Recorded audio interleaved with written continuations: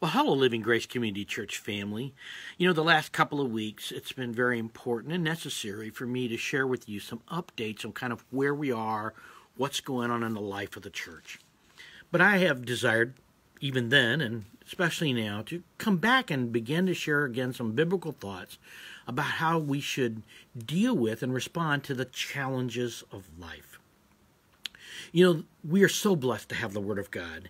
And one of the great blessings of the Scripture is to have the biblical narratives of the real people living in real time that God was working in and through their lives. We get to see what happened. But there is a disadvantage for us. The disadvantage is we see the whole story. We see how it began, we see what happens in the middle, and we see how it ends. But let's not forget that for the biblical characters, if we could put ourselves in their place at a given point, all they can tell you is what's happened already and where they are right then. They don't, at that point, know what yet is going to transpire. And in reality, in that journey, in that process, are really some powerful lessons for us to learn.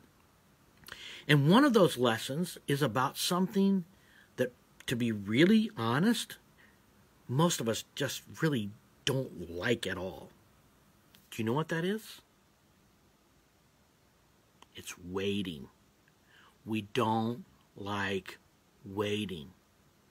And yet, when we look at the Scriptures, we see clear examples over and over again of God calling on His people to wait patiently on Him.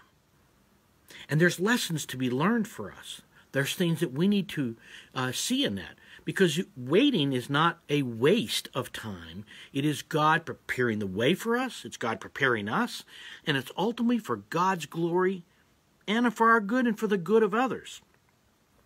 Now, when we look at the biblical characters, there are some great examples of this. And I want to share 3 of them with you today, very, very briefly.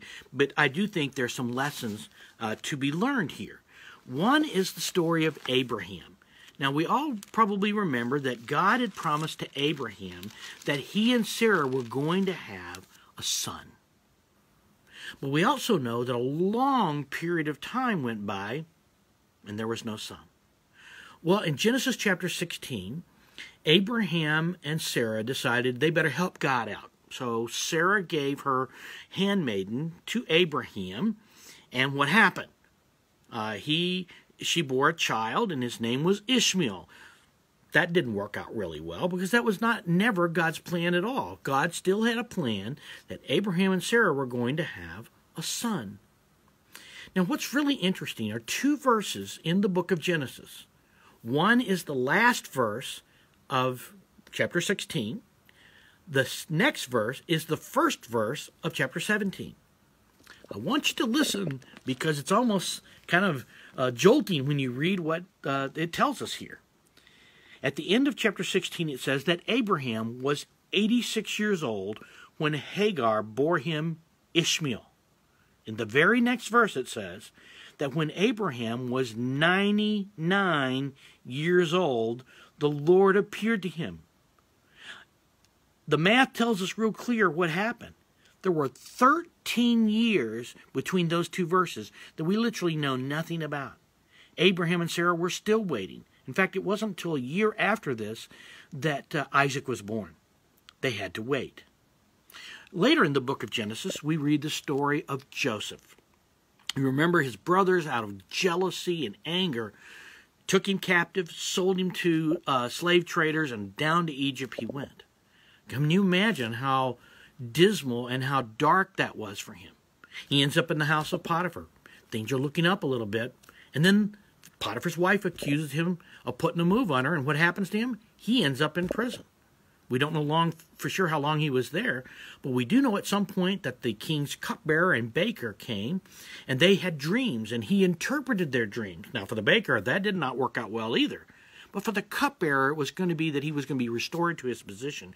And Joseph begged him not to forget him. And what happened? 2 years later, finally the cupbearer remembers. And that's when Joseph was exalted to the number 2 position in Egypt. He had to wait all those years.